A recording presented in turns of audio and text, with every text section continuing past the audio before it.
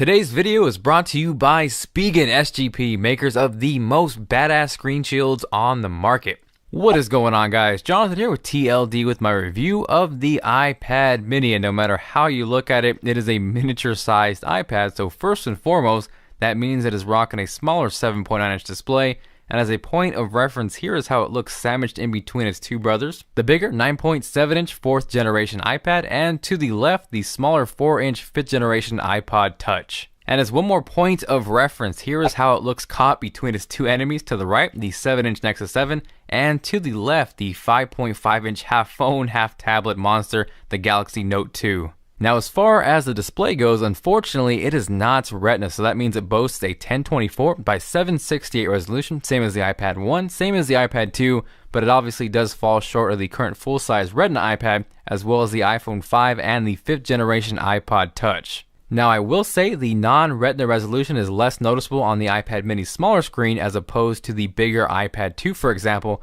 but if you have been exposed to or really accustomed to Retina displays or just high resolution screens in general, then it definitely is noticeable and might be a drawback for those people. Now, as far as design goes, the iPad mini comes in two colors, the first of them being black and slate, which kind of has more of a brushed anodized aluminum look, real deep black matte with almost a hint of blue if you hold it up to the light. And you got black hardware, black buttons, and overall it just looks badass. Now, as far as the white and silver goes, it's definitely more classy and clean, and unlike the full-size iPad where we see a black Apple logo and black buttons, we see all silver hardware on this one. Beyond that, we do have the Lightning port, which isn't going to give you any added functionality, but it is smaller, has a cooler name, and allows you to plug in the cable any way you want. To the left and the right of that awesome little port, we have stereo speakers, and one complaint I did have is I wish they would have had the headphone jack on the bottom like we saw on the iPhone 5 and the iPod Touch instead of on the top like they currently do on the iPad mini. Now, as far as cameras go, on the front we have a 720p FaceTime HD camera, and on the back we have a 5 megapixel shooter that shoots at 1080p, and it actually shoots at much better quality than I thought it would.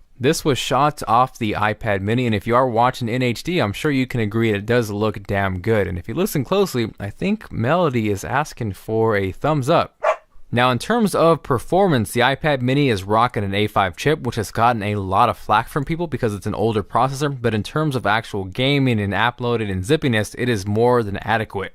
In terms of sheer raw CPU power, the Nexus 7 is hands down quicker than the iPad mini, but in terms of actual GPU and graphics performance, the iPad mini actually outperforms the Nexus 7 by quite a bit. So I will be the first to point out and note the less than stellar display, but in terms of performance and processing power, the iPad mini is no slouch. Now, additionally, it also does feature Siri, which a lot of you guys have asked, and it runs it perfectly fine. I know you guys have seen tons and tons of demos on that, so I didn't want to run you guys through that and bore you with it.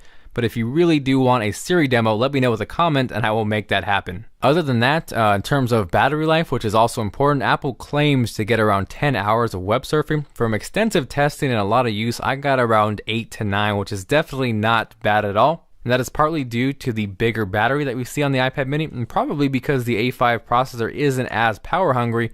We're going to see great battery life on the iPad mini. Now, in terms of form factor, is it one-handable? Would you recommend it? It's definitely one-handable. It's a little wide for me to call the perfect form factor, just a little bit wide.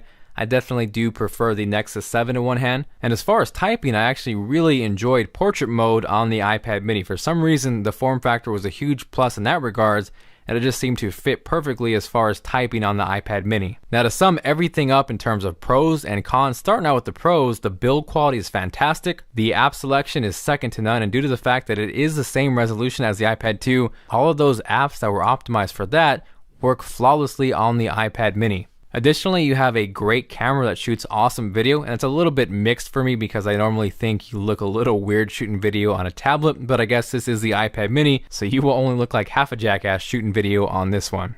Now, as far as the cons go, this is definitely pricey for what it is. I really would have liked to see Apple price it around $249, maybe $279 the most. So there definitely is that Apple premium. And probably the biggest drawback, if you have been exposed to Retina displays or high resolution screens, like I said, you will notice a difference.